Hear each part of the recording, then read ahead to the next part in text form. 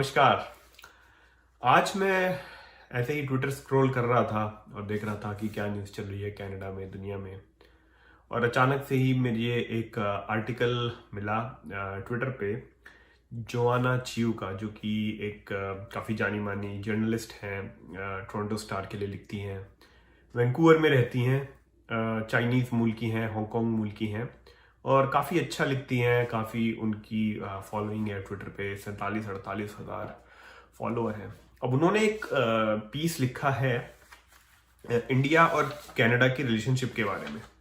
तो पीस का जो हेडलाइन है वो ये है कि should Canada try to forge closer ties with India, experts are raising red flags, here's why. तो वो कह रही हैं कि क्या कनाडा और इंडिया के रिश्ते संबंध अच्छे होने चाहिए, नहीं, और जो एक्सपर्ट्स हैं वो उनको लाल झंडे दिखा रहे हैं कि ये ठीक नहीं है। अब इन्होंने काफ़ी सारी इंफॉर्मेशन लिखी है, काफ़ी अच्छा रिसर्च किया है, इनको 1 साल लगा है। ये जो आर्टिकल आप पढ़ेंगे, जिसका लिंक मैं दूंगा इस वीडियो के नीचे, इस आर्टिकल को लिखने में उनको 1 साल लगा है इंडिया के बारे में। तो मैं बहुत एक्साइटेड था कि भाई ऐसा क्या है, क्योंकि मैं इंडिया हर कुछ महीनों में जाता रहता हूँ। पेंडेमिक को छोड़ के मेरा इंडिया से अभी काफ़ी कनेक्शन है, इवन दो मैं कनाडा में रहता हूँ, बट इंडिया मेरा जाना लगा रहता है।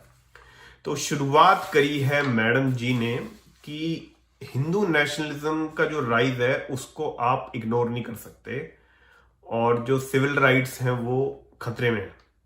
तो मतलब उनका कहने का मतलब है कि वही एक नैरेटिव जो चल रहा है कि हिंदू नेशनलिज्म आ रहा है और राइट्स नहीं है और फ्रीडम ऑफ प्रेस नहीं है। जैसे कि मोदी के आने से पहले 2014 से पहले इंडिया मतलब फ्रीडम ऑफ प्रेस यहाँ पे था, यहाँ पर कभी इमरजेंसी नहीं लगी, यहाँ पर कभी जर्नलिस्ट जेल नहीं गए, कभी यहाँ पर लोगों के पुलिस ने कभी डंडे नहीं बरसाए, कभी पुलिस ने यहाँ पे वाटर कैनन यूज नहीं करे। ये इनके हिसाब से पहले कभी इंडिया में ऐसा नहीं हुआ था, ये केवल मोदी के आने से हुआ है।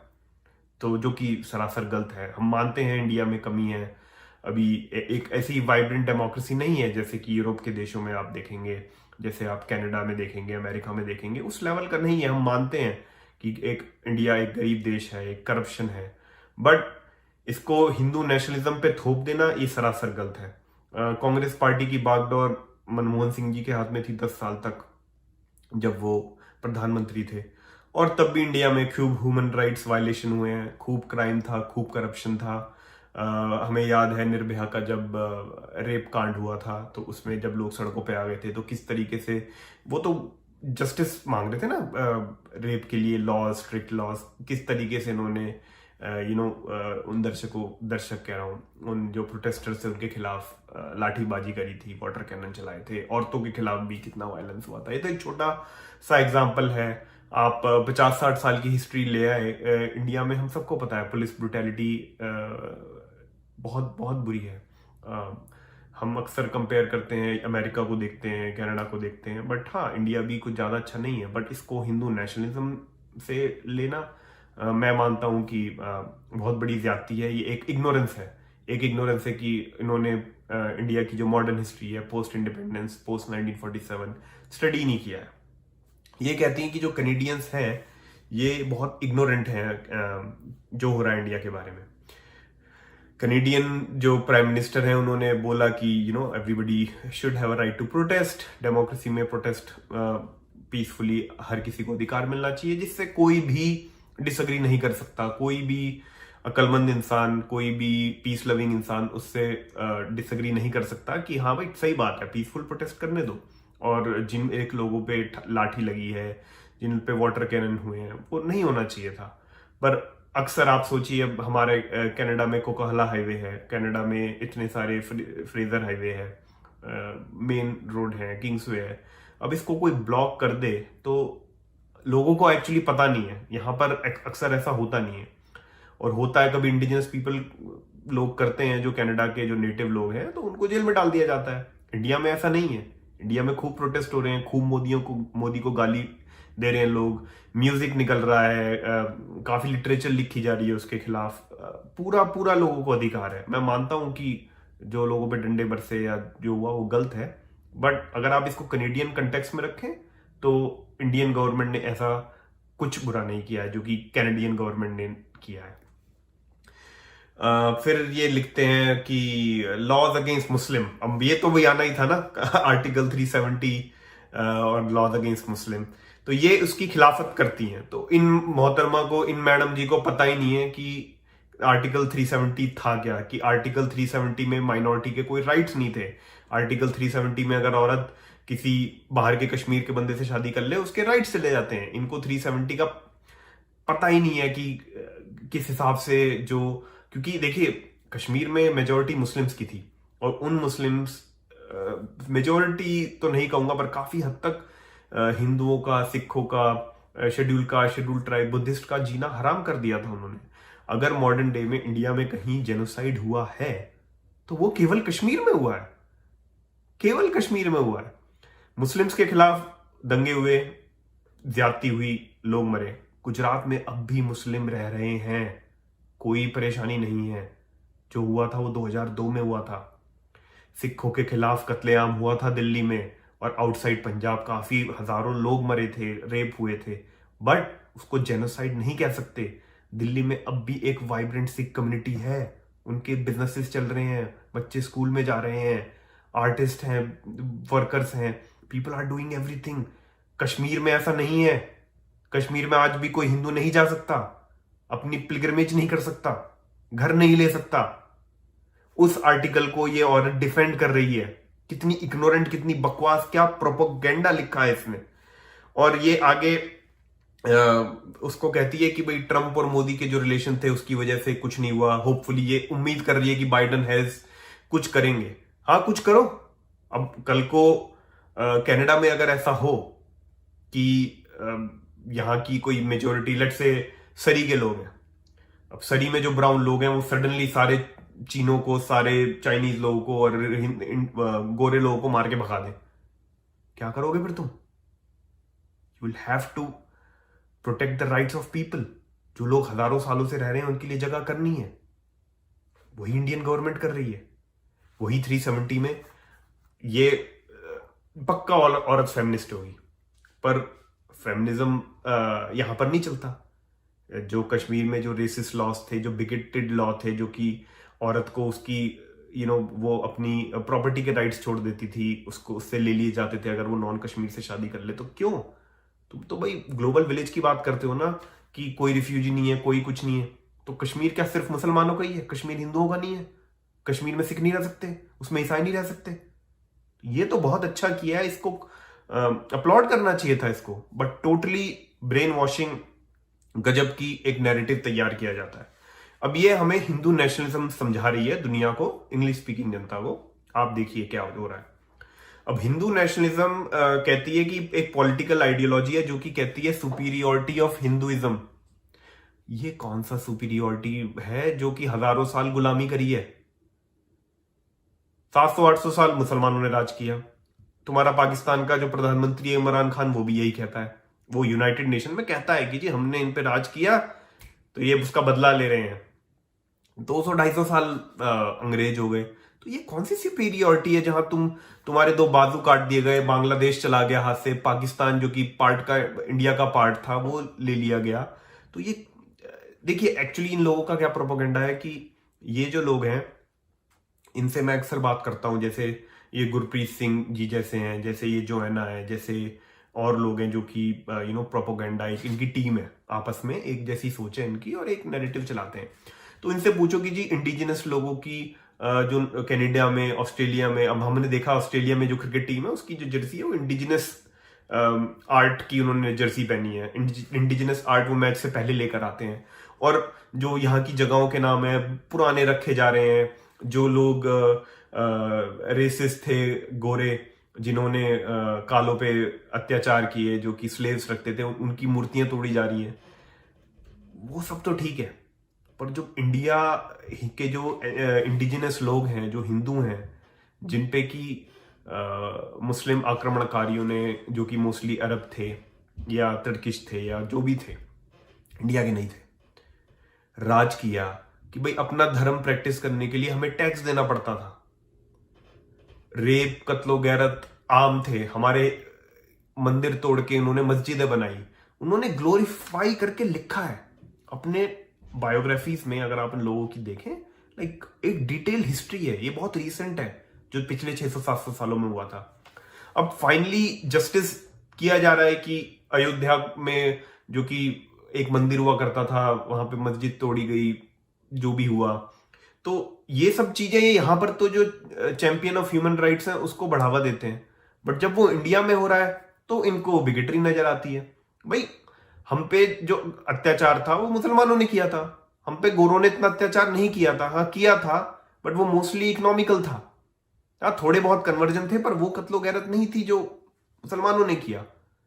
तो समझ में नहीं आता कि गलत को गलत कहने में भी इनको क्या दिखाई दे रही है। जो इंपीरियलिज्म था, जो इन्वेजन था, वो गोरों का तो बुरा था, पर वही कोई भूरी चमड़ी वाला कोई टर्किश अरेबिक था तो वो एकदम से अच्छा हो गया। अच्छा नहीं होता। या तो इन्वेजन इंपीरियलिज्म सबके लिए खराब है या किसी के लिए खराब नहीं है।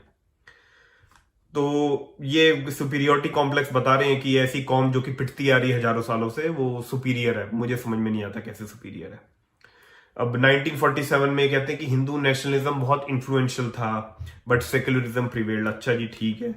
और गांधी जी को अब इन्होंने वही टेररिज्म हैज नो रिलीजन वैसे होता है, बट जब गांधी को मारा तो वो हिंदुओं ने मारा, वो आरएसएस ने मारा। उस बंदे को सजा भी मिल गई, वो मर भी गया।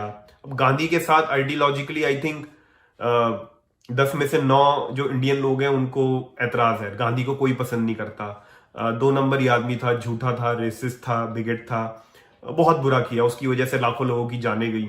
वो वीडियो बहुत लंबी बन सकती है, बट अगेन आप देख रहे हैं क्या नैरेटिव चल रहा है। अब वीर सावरकर के लिए कहती है कि वीर सावरकर को इन्होंने कोट किया है कि जो आरएसएस के जो हीरो माने जाते हैं, आइडियोलॉजिकल फादर, कि हिटलर और मुसोलिनी से ये 1930s और 40s में आरएसएस काफी प्रभावित थी। तो चलो एटलीस्ट इसने ये तो सच्चाई लिखी कि 1930s और 40s। हम सबको पता है 1930s में 40s में Hitler time person of the year था। उसका ग्लैमर था, उसको अमेरिका में, यूरोप में, इवन जो क्वीन एलिजाबेथ की आप पुरानी वीडियो देखेंगे वो हाइल हिटलर करती हुई नजर आती है पुरानी वीडियोस में, जब वो बच्ची थी 16-17 साल की। किसी को नहीं पता था तब कि नाजिज्म क्या है। किसी को नहीं पता था कि ये आगे जाके 60-70 लाख जूस लोगों को मारेंगे, इनकी वजह से करोड़ों लोगों की जाने जाएंगी। किसी को नहीं पता था। बट एक प्रोपेगेंडा जब चलाना होता है तो एक मिसिंग पीस, कोई भी इंफॉर्मेशन आप लो उसको जोड़ दो, क्योंकि कोई क्वेश्चन करने वाला तो है ही नहीं। यहाँ पर जो गोरा आदमी है, जो नॉन इंडियन आदमी है, या इवन जो इंडियन बच्चा भी है जिसको हिस्ट्री के बारे में इतना नहीं पता, वो पढ़ेगा अच्छी इंग्लिश में, भाई कनाडा की औरत लिख रही है, उसे तो लगेगा हाँ भाई आरएसएस तो नाजीज्म है, आरएसएस तो मुसोलिनी है, हिटलर है। बट बेवकूफी है। 1930s 40s में ऐसा कोई थ्रेट नहीं था और पूरी दुनिया का वो डार्लिंग था। टाइम्स मैगजीन में उसकी फ्रंट पेज पे कवर आती थी। और या maybe they were seduced by Hitler and Mussolini at that time, but उसको पूरी ऑर्गेनाइजेशन को प्रोजेक्ट करना, पूरी कॉम को प्रोजेक्ट करना कि हाँ ये उसकी सोच वाले हैं, वो टोटली गलत और एक घटिया तरह की पत्रकारिता है। तो जी अब ये आ गए हैं क्रिश्चियन और मुस्लिम्स पे। ऑब्वियसली जब इंडिया के बारे में, मोदी के बारे में लिखा जाता है तो जी 2002 को आप कैसे भूल सकते हैं। तो 2002 में इन्होंने मुस्लिम राइट्स के बारे में लिखा है। अब इन्होंने एकदम से डबल कर दिए। 1000 लोग मरे थे, इन्होंने लिख दिया 2000 मुस्लिम मरे थे। तो ये कौन सी मुस्लिम, देखिए गुजरात में 11 या 12% मुसलमान थे 2002 में। 1000 लोग मरे, उसमें से 790 मरे मुसलमान, 254 मरे इंडियन। यानी कि जो डेथ का काउंट है उसमें मोर देन 22% हिंदुओं का है और ऑलमोस्ट 75% मुस्लिम्स का है। यानी कि 90% जनता ने 75% लोगों को मारा और 11% की जनता ने ऑलमोस्ट 24-25% लोगों को मारा। Who was more aggressive then? Who was more aggressive? Just do the number. Maths तो किसी को आती नहीं है, बस एंटी मुस्लिम, एंटी हिंदू बातें करनी, फालतू की बातें। मतलब पता ही नहीं है 2002 क्यों हुआ था, कैसे हुआ था। वो बुरा था, हाँ डेफिनेटली बुरा था, बट क्या वो दंगे हर साल होते हैं? कोई अनफॉर्चुनेट इंसिडेंस था। People of India uploaded Modi की एक गुजरात जहां पर अक्सर दंगे होता ही रहते थे हर साल में, 2002 के बाद अब तक कुछ नहीं हुआ है। इससे ज्यादा पीसफुल टाइम कभी गुजरात की हिस्ट्री में रहा ही नहीं है। बट अगेन उसमें एक कम्युनिटी को बदनाम करना, नंबर्स को, स्टैटिस्टिक्स को गलत तरीके से यूज करना, क्योंकि कोई भी इस डिटेल में नहीं जाएगा। अक्सर लोग डिटेल में नहीं जाते हैं, लोग इसको लगा होगा बंदी को कि इसका कोई आर्टिकल पढ़ेंगे और बस वाह वाह होगी। अब human rights violation under Modi के ऊपर ये आती है कि नो फ्रीडम ऑफ प्रेस नहीं है, लिंचिंग होती है मुस्लिम की, मुस्लिम से ज्यादा हिंदुओं की लिंचिंग हो रही है आजकल इंडिया में। साधु मर रहे हैं, हिंदू मर रहे हैं, कमलेश तिवारी मरा, उसका जिक्र नहीं है, वो जिक्र नहीं है, बट केवल एक कम्युनिटी है। जब एक कम्युनिटी के खिलाफ होता है तो वो लिंचिंग हो जाती है, और जब हिंदुओं के खिलाफ होता है तो वो खबर आती ही नहीं है। अगेन प्रोपोगेंडा इस तरीके से चलता है। अब 2019 में अगेन इंडिया ने स्टेटस ऑफ कश्मीर रिवोक कर लिया, तो ये वो तो अच्छा काम हुआ था, उसमें सब धर्म के लोगों को, औरतों को बराबर के अधिकार मिले, वो कश्मीर सबके लिए खुला, वो एक कमेंडेबल एक्ट था। और उसको इन्होंने ऐसे बता दिया कि जी पता नहीं क्या कर लिया। 5 लाख कश्मीरी हिंदू बंदा मार के भगा दिया 1990, 30 साल पहले। आज तक वो नहीं जा सकते दहशत की वजह से। इस जो स्टेप को कमेंट करने की बजाय, इसको सराहने की बजाय, ये देखिए किस तरीके से प्रोपोगेंडा हो रहा है इंडिया के अगेंस्ट, हिंदुओं के अगेंस्ट। अब सीएए एक्ट अगेन वो भी आना ही था, एनआरसी एक्ट, जो कि एक बेसिकली एक आईडी होगी, तो इसमें भी डर दिया जा रहा है कि कौन इंडियन नहीं है। अब मैं कनाडा में एक इमिग्रेंट आया था 10 साल पहले, और मैं हजारों लोगों से मिला हूं यहाँ पे। हम जब यहाँ पे आते हैं हमें भी आईडी लेनी पड़ती है, हमें वीजा अप्लाई करना पड़ता है। अगर हम अपना वीजा एक्सटेंड ना करें तो सीधा पुलिस वाले हमें धरने आ जाते हैं, बॉर्डर सिक्योरिटी वाले, आपने वीजा एक्सटेंड नहीं करा, कुछ नहीं जी मैं भूल गया, मैं बिजी हूं, मैं स्टूडेंट नहीं, सीधा बाहर। तुम तो अपने देश में मतलब जो मियां बीवी हैं उनके वीजा अप्रूव नहीं करते हो, बच्चों से अपने माँ बाप नहीं मिल सकते हैं, हमारे पेरेंट्स ग्रैंड पेरेंट्स के वीजा नहीं लगाते हो तुम, और तुम हमें बताओगे कि जी किसको हम रख सकते हैं किसको नहीं रख सकते हैं। तुम्हारी पूरी सर्वेलेंस चलती है कनाडा के देश के अंदर, हमें आईडी लेके घूमनी पड़ती है एज एन इमिग्रेंट, अगर कोई पुलिस वाला सिक्योरिटी वाला पूछ ले। बट नहीं, तुम्हारे यहां तो ठीक है, तुम सबको वीजा दो, तुम सबकी बीसी आईडी, ऑन्टेरियो आईडी ऐसी बनाओ, पर नहीं, और किसी देश को अधिकार नहीं है जहां पर ऑलरेडी पॉपुलेशन एक्सप्लोजन हो चुका है, जहां पर रिसोर्सेज की कमी है, जहां पर पैर रखने की जगह नहीं है, वो सबको बुलाते रहे, और तुम अपना स्पेशल देश रखो, तुम डिसाइड करोगे कौन आएगा कौन नहीं जाएगा। सीए एक्ट की बात कर रही है। सीए एक्ट में इस बंदी ने फिर से झूठ बोला कि अगेंस्ट मुस्लिम, उसमें ऐसा कुछ था ही नहीं। सबको पता है, इसने ये बात नहीं बोली कि जो हिस्ट्री ऑफ इंडिया है, इंडियन सब कॉन्टिनेंट है, इट्स बेस्ड ऑन परसिक्यूशन, उसने वो बात नहीं बोली। अफगानिस्तान एक मुस्लिम मेजोरिटी कंट्री है, वहां पर दिन ब दिन जो सिख रहते थे 1 लाख, आज से 40-50 साल पहले, आज की डेट में 500-600 भी नहीं बचे हैं। कश्मीर, पाकिस्तान धर्म के नाम पे बटा, बांग्लादेश धर्म के नाम पे, वो पहले पाकिस्तान हुआ करता था, ईस्ट पाकिस्तान। 1971 से पहले 30% हिंदू थे, आज की डेट में 10 है। लुंगी उठा उठा के उनकी पीनस देख देख के कि हाँ भाई खतना हुआ है नहीं, ये गोली मार देते थे, मिलियन बंदा मार दिया। तो मतलब इन लोगों की जो रिलीजियस परसिक्यूशन हो रही है, आप उसको बुलाओ। तो इसमें इस बंदी ने ये बात नहीं बोली कि इमिग्रेशन मुसलमानों के लिए मुस्लिम कंट्रीज में अब भी खुला है, उसने ये बात नहीं बोली, उसने कर दिया इसको एंटी मुस्लिम। अरे मेरी बहन, पाकिस्तान में, अफगानिस्तान में, बांग्लादेश में लड़ाइयां होती हैं, लोग मरते हैं गलत तरीके से, बट उनका रिलीजियस परसिक्यूशन नहीं होता है। उन कंट्रीज का फाउंडेशन बेस ही इस्लाम के ऊपर है।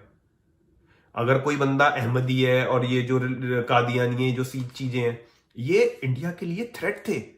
1947 में इन लोगों की वजह से लाखों लोगों की जान गई। अब क्या जर्मनी नाजियों को वापस लेगा? नहीं लेगा ना। तो इंडिया क्या डिसाइड नहीं कर सकता कि कौन तुम्हारे लिए थ्रेट है, सिक्योरिटी के लिए नहीं है? इनके हिसाब से कि अगर कोई बंदा बोल रहा है झूठ बोल के रिफ्यूजी आ जाए और इंडिया उनको ले ले, भाई रिलीजियस परसिक्यूशन तुमने भी सीरिया से लोगों को लिया ना, इंडिया से तो तुम नहीं लेते, नेपाल से तुम नहीं लेते रिलीजियस परसिक्यूटिविटी। क्यों? क्योंकि तुम्हें पता है वहां पर रिलीजियस परसिक्यूशन नहीं हो रहा है। 100 बुराइयां होंगी नेपाल में, इंडिया में आज की डेट में, बट नहीं। श्रीलंका में भी तो तमिल जो थे हिंदू, उनको इस लिस्ट से बाहर किया गया है। तो ऐसा तो नहीं है कि ये केवल एंटी मुस्लिम ही है, इसमें हिंदू भी छोड़े हैं। पर श्रीलंका में आज की डेट में वायलेंस नहीं चल रही है, वो कत्लो गैरत नहीं है। तो बहुत ही रैशनल सोच समझ के ये एक अच्छा कदम उठाया गया था। बट अगेन एक प्रोपोगेंडा चल रहा है दुनिया में। आई थिंक वो चाइनीज पैसा है, पाकिस्तान पैसा है, क्योंकि पाकिस्तान और चाइना में तो ह्यूमन राइट्स के आप नाम पे एच भी बोलोगे तो आपको उठा लिया जाता है। आप कुछ फ्रीडम ऑफ रिलीजन नहीं है, फ्रीडम ऑफ प्रेस नहीं है, कुछ भी नहीं है वहां पे। और उनका आई थिंक वो प्रोपोगेंडा और पैसा चल रहा है कि हाँ, क्योंकि चाइना एक सबसे बड़ी ताकत थी दुनिया की, सबसे बड़ी मार्केट है, और चाइना सबको पता ही है कैसे बुली करता है लोगों को। वहां पे तो उन्होंने कनाडा के 2 बंदे धर लिए हैं फालतू में, फ्री में, और कोई ट्रायल नहीं, कोई कुछ नहीं। इंडिया कभी ऐसे नहीं कर सकता, और इंडिया एक्चुअली में नेचुरल एलाय है कनाडा का। बट ये जो मैडम है हमारी और जो एंटी इंडिया के जो लोग हैं जिनको पैसा मिलता है, पता नहीं मुझे क्या इनको दुश्मनी है, क्या इनको नफरत है ऐसे हिंदू लोगों से कि ये प्रोपोगेंडा चल रहा है। तो मैं एक एक करके यही कुछ और चीजें बताता हूं आपको कि कनाडा ने कश्मीर पे स्टैंड नहीं लिया। भाई क्यों ले वो कश्मीर पे स्टैंड? वहां पर सबको बराबर कर दिया उन्होंने, इक्वेलिटी। यही तो तुम चाहते हो, diversity, equality. Now there will be diversity and equality in Kashmir. अब इन मैडम को दिक्कत है कि जी जो हंड्रेड्स ऑफ मोदी जो प्रोटेस्टर्स हैं वो अक्सर इवेंट में आ जाते हैं। तो जब भी ये लोग प्रोपोगेंडा करते हैं अक्सर, तो पहले क्या होता था, पहले हम लोग ध्यान नहीं देते थे, बट अक्सर आजकल क्या हो रहा है कि नया नया इंडिया का बंदा आता है, अब उसके अंदर भी देश की भावना है, तो वो इन इवेंट्स में जाके क्वेश्चन करता है, लड़ता है कि भाई तुम क्यों झूठ बोल रहे हो, क्यों फॉल्स नैरेटिव कर रहे हो। तो इन लोगों से इनको दिक्कत है। ये दिक्कत तो मैडम खत्म नहीं होने वाली, क्योंकि जिस हिसाब से एक्सप्रेस एंट्री कनाडा का इमिग्रेशन चल रहा है, जिस हिसाब से मेरिट बेस्ड इमिग्रेशन चल रही है, और जिस हिसाब से इंडिया में टैलेंट है, पॉपुलेशन है, एजुकेशन है, अच्छी अंग्रेजी है, कनाडा में तो हम आ रहे हैं, बहुत बड़ी तादाद में आ रहे हैं। और ये जो हमारे मोदी प्रोटेस्टर, प्रो इंडिया जो प्रोटेस्टर हैं, ये आप लोगों का पर्दाफाश और आपकी नींद हराम बहुत करेंगे आगे जाके। तो इन्होंने एंड में लाइन लिखी है कि what is disturbing is that many people accept this simplistic narrative of India the large democracy and natural allied to US and Canada.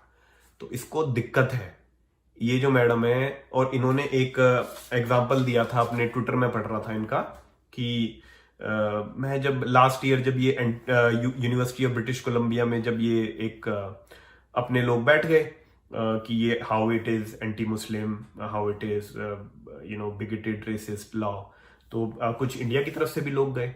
अब उन लोगों में बहस हो गई, और गुरप्रीत सिंह का इन्होंने हवाला दिया है, जो कि एक जाना माना एंटी इंडियन बिगेट हिंदू हेटर आदमी है, जो कि आप उसकी मैगजीन पे जाओ, जो कि ऑनलाइन मैगजीन है, स्ट्रेट मैगजीन जो है, रचना सिंह एमएलए के पति हैं, ये फुल ऑन प्रोपोगेंडा। वो बंदा सुबह उठता है, 2 बातें हिंदुओं के खिलाफ, मोदी के खिलाफ। उसने कभी पाकिस्तान में जो हिंदू लड़कियों के बलात्कार हो रहे हैं, जो सिख लड़कियां अगवा हो रही हैं, जो जबरदस्ती धर्म परिवर्तन हो रहा है, जो चाइना में उइगुर, कुछ खबर नहीं है वो सब। इसको बस सुबह उठते ही इंडिया को गाली, मोदी को गाली, ये गाली, वो गाली, प्रोपोगेंडा प्रोपोगेंडा प्रोपोगेंडा।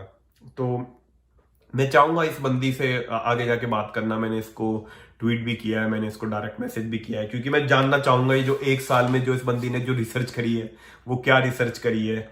इसने तो एकदम से आर्टिकल लिख दिया, और शायद कुछ लोग इसको सच मान लें, बट सच ऐसा कुछ नहीं है। मैंने कोशिश करी है एक एक पॉइंट को खोलने की, एक एक पॉइंट को, इसके झूठ को साबित करने की, और एक दिखाने की कि ये क्या नैरेटिव चल रहा है। ये नैरेटिव जो है, क्योंकि इंडिया के पास तो पैसा नहीं है इतना, हम जैसे जो लोग हैं जो डेमोक्रेसी से प्यार करते हैं, इंडिया से प्यार करते हैं, इक्वालिटी में बिलीव करते हैं, सेकुलरिज्म में बिलीव करते हैं, हम तो आवाज उठाएंगे। बट इंडिया के पास ऐसी कोई मशीनरी नहीं है, कोई प्रोपेगेंडा मशीनरी नहीं है, कम्युनिस्ट पार्टी ऑफ चाइना जैसी, कि ये जो बंदी है या जो गुरप्रीत सिंह जैसे बंदे हैं जो कि हम प्रोपेगेंडा कर सकें। तो प्लीज इस आर्टिकल को पढ़िए, और हो सके तो उस बंदी को जवाब दीजिए, और जवाब ना भी दें तो एटलीस्ट डिस्कस इट। हम सबको पता होना चाहिए कि क्या एंटी इंडिया प्रोपेगेंडा, क्या हिंदू प्रोपेगेंडा, और ये सब चीजें चल रही हैं। अगेन, एक हेल्दी डेमोक्रेसी का, हेल्दी सोसाइटी का एक बहुत बड़ा एक बहुत बड़ी निशानी है कि हम अगर किसी से डिसएग्री करते हैं तो हमें एक डायलॉग होना चाहिए। तो इसको डायलॉग की हद तक रखें, और आगे भी अगर कुछ ऐसी बात हुई तो मैं डेफिनेटली वीडियो बनाऊंगा। और आपको इस बारे में क्या लगता है प्लीज़ अपनी कमेंट्स लिखें, अपनी राय लिखिए, और फिर मिलेंगे।